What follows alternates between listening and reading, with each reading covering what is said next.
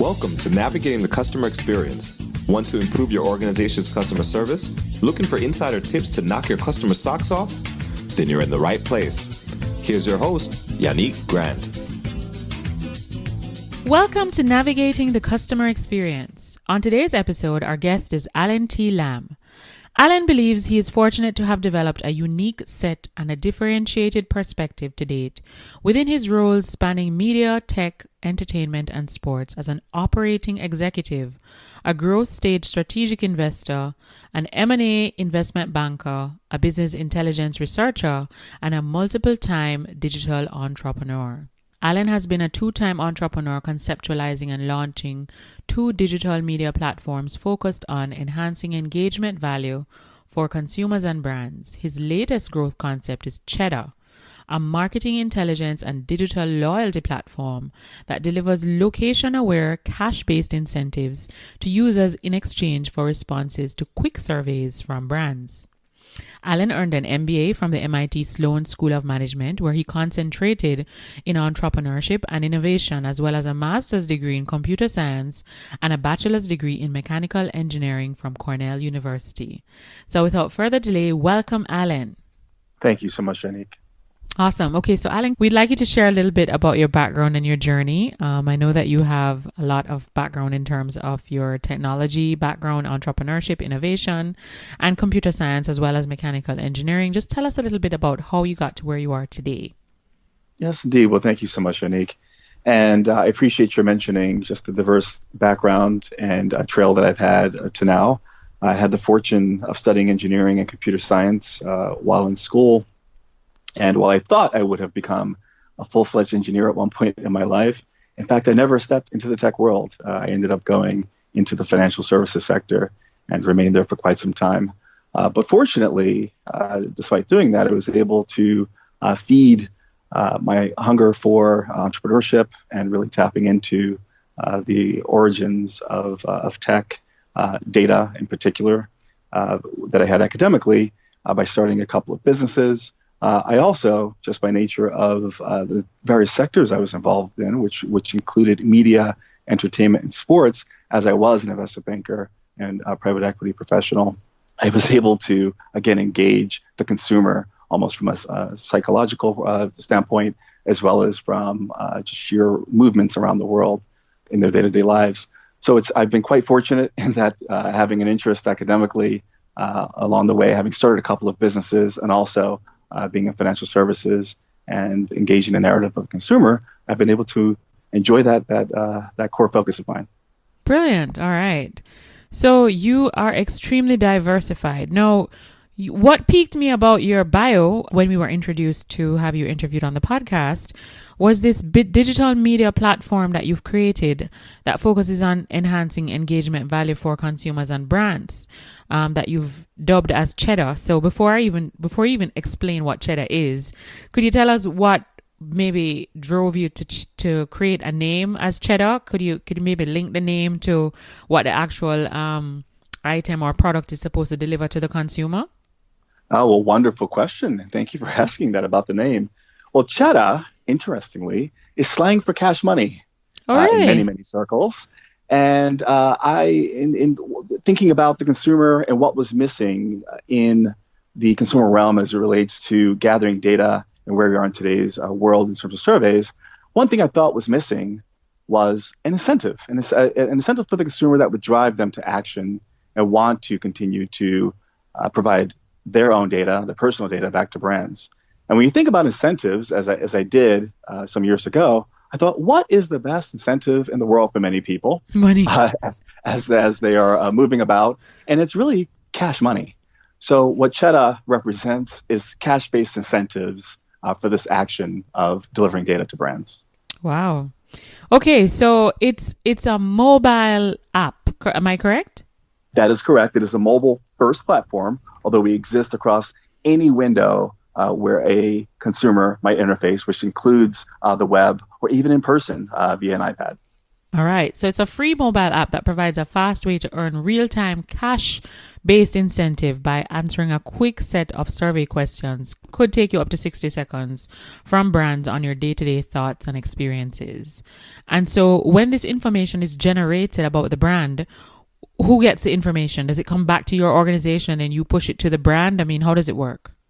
It does. So a number of different ways, Unique. What happens is that as a consumer is presented with a survey, and let's say, for instance, you were to walk in to your local pizza shop. In fact, that's where Cheddah really began its proof of concept. You would be presented with a survey that you can opt into. It's typically 5 to 7 questions. And in answering those questions, which could be, are you male or female? So demographic information. Do you enjoy these types of toppings on your pizza? Mm-hmm. So very much brand related in the moment.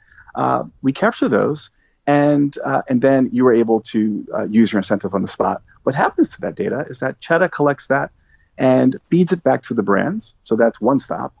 And what I'd like to highlight here is that Cheddah's special sauce, and I'm sure we'll come to this in a few moments, is really around connecting answers as a consumer takes his or her journey along the way. And in the case of the pizza shop, if you were to enjoy this particular pizza shop over and over again, no longer does Cheddah really need to engage you with the same questions. In fact, we'd be able to pick up from your prior sessions and continue the conversation. Wow, brilliant. All right. So is this the first of its kind? I haven't heard of an app like this before. Do you have other persons that are in this space as well? Or are you pioneering this space currently? I'd love to believe of us as being a pioneer in the space. What I've heard of are discrete platforms that either gather information, believe that they are, through this hot term today, AI, connecting information and understanding the consumer. But my thesis in the space is a bit different. And that is that the best way to understand what a consumer wants, what a person wants, is to simply ask the question directly to that consumer or that person. Agreed. I think we've lost our way at times in keeping it simple. And that's what Cheddah represents. Yeah, keeping it simple, but still getting quality feedback that you can use to enhance a customer's experience, eh? Yes, indeed. All right. So this particular platform, the feedback that you're generating can be utilized in any industry. It doesn't have to be only the food service industry, correct? It could be for your bank. It could be for your airline. It could be for your local hardware store. Yes? That is correct. And just to expand a bit, we really think one of the spaces where we can create the most value and generate the most value for brands is within the offline space, and a sector that's really being hammered right now in terms of its forward narrative. Mm-hmm. But we believe there is tremendous value that remains buried and hidden in the offline sector. And part of what Cheddah seeks to do is to release that for both brands and the consumer. Right. Very good. So you are in the realm of entrepreneurship as well as customer experience to some extent as it relates to this particular platform and this company. Could you share with us, we're 2 weeks away from embarking on the next, 10 or 20 years of the 21st century. Where do you see customer experience going in another 5 to 10 years based on what you've experienced in the first 20 years of the 21st century? Because we really have gone through a lot, between 2000 and 2019. Yes, indeed. And I think that's a wonderful question to ask here on the precipice of the next decade in 2020. If we think about the last 20 years as being learning what it is to interact digitally, both with brands, as we think about Amazon. I remember as a college student using Amazon to buy my books, in fact, when it was a simple bookstore online. Mm-hmm. And transitioning then into more of a social realm where we're able to interact person to person or person to community. All of that is great in terms of sharing our stories, photographs, and other ways of expressing ourselves. What I believe the next 10 to 20 years holds is now that this information has been explored, communities have been built. What happens what happens with your information? Does it in fact transition to a currency? And we found brands more and more have begun to discuss what it means to define customer experience and consumer journey by way of that data. So it's important for the consumer to know the worth of that data, as well as to use it as they see fit. Another angle to come from here is the increased focus around regulatory matters as it relates to consumer information as well and protections. So we've seen the European Union move on that note. We're also seeing the state of California move in that note, and I can only imagine that other states and governments around the world will begin to take notice and take action as well. So these are the areas over the next decade where I believe we'll see an increased focus that is consumer protection as it relates to data. But within that is a wealth of opportunity to begin to allow to build tools for consumers to use that data as a currency. Mm-hmm. Very good. All right. So we have a ways to go for sure. I guess linking the human experience with the digital experience and having it have a more coordinated approach because at the end of the day, technology is wonderful, but I do think human beings still want to interface with another human being. Because sometimes from an emotional perspective, the artificial intelligence cannot translate the emotions fully a lot of times based on what the customer is experiencing. And, if we go back to NPS, the Net Promoter Score, and we think about when that question that people ask, that was derived by Fred Reichland, on a scale of 0 to 10, how likely are you to recommend this company to a family member or friend? It's totally subjective, really based on what you feel you got from that experience with the company. And if you had a bad experience and you really care about your friends and family, which most people do, you won't recommend them to go and have a similarly bad experience. True? Yes, indeed. I completely agree with you. And that's one area as well. We believe we're pioneering in that there is a difference in one's memory if you think about the experience you last had on a flight, let's say, versus being able to communicate to that brand in the moment. Now, many would say, well, I would hop on a social and I'd begin to tweet about my experience. Well, that's a very one-way narrative versus having a conversation with a brand. And that conversation would employ having the brand being able to do something about it for you in the moment. Just by way of another example and vignette here, what if, and dream with me, you were to have some form of experience with a brand, hopefully for better and not for worse. Mm-hmm. We all know that it's typically in a negative experience where you want to scream and say something, that the brand could do something for you on a cash-based level as you are departing your flight, which could be to walk to a partnered kiosk company. It could be within the airport, or as you're on your way home. It could even be the next day. But fact of the matter is they were able to learn in the moment and then to incentivize you to remain loyal. And that's where Cheddah is at it. Yeah, brilliant. All right. Okay, Alan, could you share with us, how do you stay motivated every day? Oh, absolutely. There's my passion point is absolutely around stories. And if you were to look at my resume and talk with me about what I've done over the course of my career, entrepreneurially or otherwise, it's really around helping to create these narratives and understand stories. Ultimately, we all know society rests on stories. I believe, in fact, media, as it relates to consumer, is about remembering history in certain ways and understanding how we live today, and hopefully also defining the future. So it's quite important. So being able to express those stories is important. I think surveys are a wonderful way of having people share their experiences. But with the layer of digital now being brought into the mix, and specifically mobile, and being able to use location awareness, we have a richer experience, as you mentioned before, that leaps over even AI, because there is some human value, human component to being able to tell your own story and not simply having it become interpreted. And one quick example of that, by the way, a earlier form of AI would be a brand saying, well, because Unique reads this type of content or visited this type of place or is from this area, we can make some educated guess about her. Well, in the end, that is simply an educated guess. And just getting back to the thesis again, there's nothing like having a question asked to a person and having them share their answer. Mm-hmm. Very true. Because you can assume, and you may assume, as you said, based on just basic information that you may have, but asking the question is where the real truth comes about. It is. And I also think, in addition to having that real truth come out, as stories go, remembering a story is important. And that is typically called the conversation. Yeah. Some conversations happen there in the moment, others happen over time. But what brands are missing in today's environment, particularly in the offline space, is knowing when you come back, and this is typically the human element. Let's say with the barista, you visit a local coffee shop. They happen to know you come in at a certain time of the day. You enjoy your coffee in a certain way or tea. Well, if we were able to use technology to help enhance that for brands, imagine how much richer our experiences are. True. Or even just remembering your name, or the name. Mm-hmm. I always use the Cheers theme song from the comedy. Sometimes you want to go where everybody knows your name. And I think if I had more experiences like that, I would definitely visit those places, because then they were paying attention. They know me, and I'm not just another transaction or another receipt, but I'm unique and they remember me. Yes, indeed. Okay, so Alan, could you share with us, what's the one online resource, tool, website, or app that you absolutely cannot live without in your business? Online tool that we absolutely cannot live without. I would say that it is our database.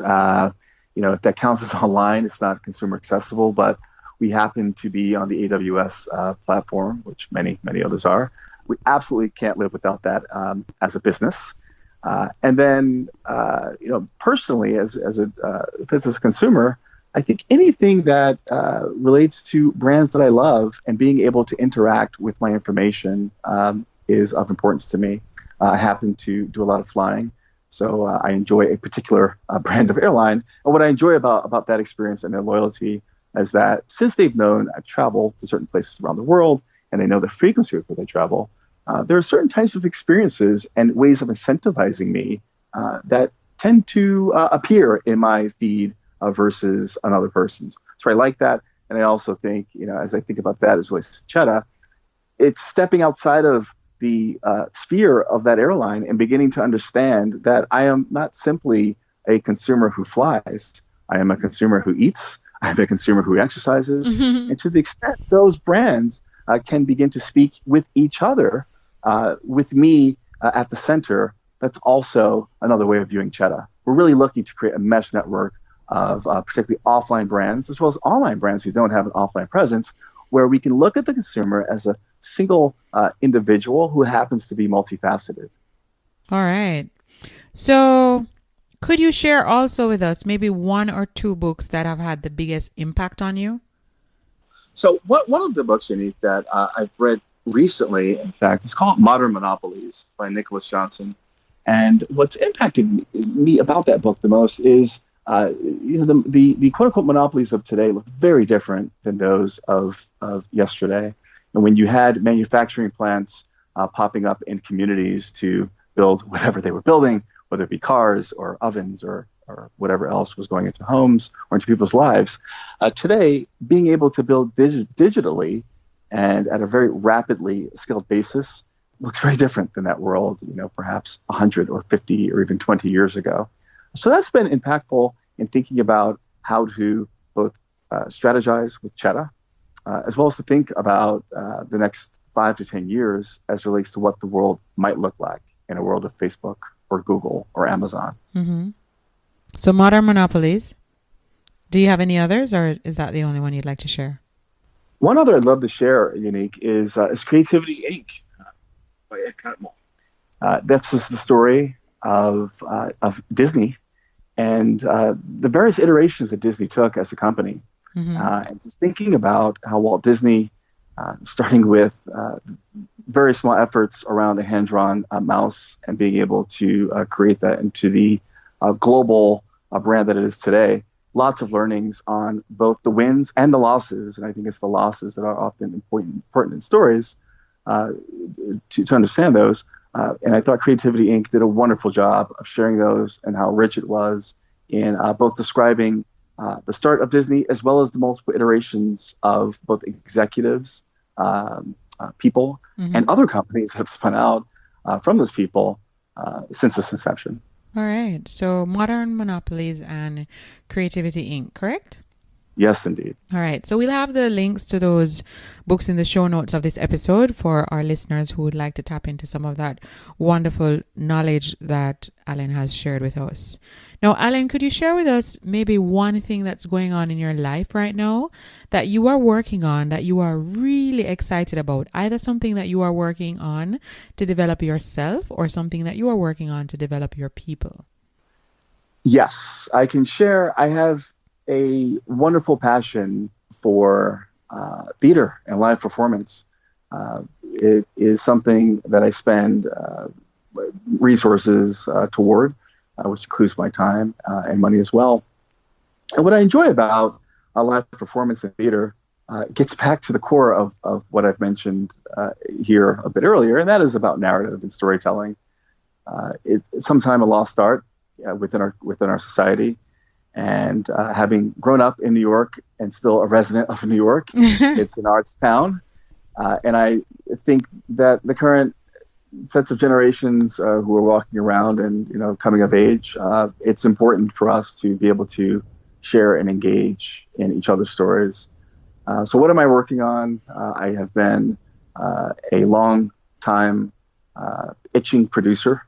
So not that anything is in the works, but I am always in touch with artists and screenplays and playwrights who are looking to tell stories. And the hope would be that someday I would be able to help bring unknown artists and unknown playwrights to stage. Lovely. All right. Very good. Okay, Alan, can you share with our listeners where they can find you online? So they've listened to our interview, they've heard about Cheddah, they've heard about all of the great things that Cheddah can produce, as well as, the opportunities for customer experience to evolve even greater as we embark on another 10 years of this decade, or of this century rather. If they wanted to connect with you further, maybe to get more information or just to follow your story, to see what you're doing, right? Because it's all about each other's stories and sharing. Where can they find you online? Yes, thank you for that, Yannick. So the best place to find me and follow, which I love having people around so I can help to share stories and tell stories, is really through my LinkedIn. So Alan T. Lamb, ALLEN TLAMB is the suffix on my LinkedIn profile, where I link both into my Twitter as well as any other social streams that I'm driving through. So that's one. As a company, it is Cheddah.io, CHEDDAH.io. And it's there we will begin to share some of the case studies, which have included brands such as Viacom and BT and Under Armour.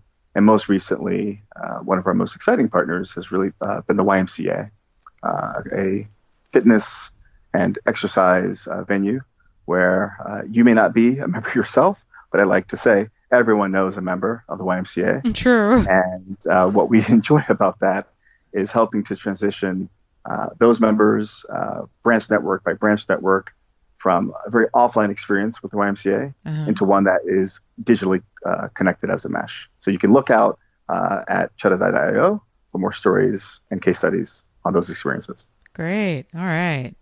So we'll also have those links available for you to connect with Alan. All right, Alan. Well, thank you for being such a gracious guest to facilitate our interview today out of your very busy schedule in this, crazy holiday time. We do wish you and your family and your extended work team a wonderful holiday season and a happy and prosperous 2020. And we graciously thank you so much for taking time to be a guest on our podcast, Navigating the Customer Experience today. Thank you so very much, Unique, and the same well wishes to you and to your audience. Thank you. And so just as a reminder for our listeners, if you would like to connect with us on Facebook, please feel free to join our private Facebook group, Navigating the Customer Experience Community. And you can follow us on Twitter at NavigatingCX. So until next time, I'm your host, Yannick Grant. Thanks for listening. For more awesome resources to take your customer service game to another level, head over to navigatingthecustomerexperience.com. See you next time.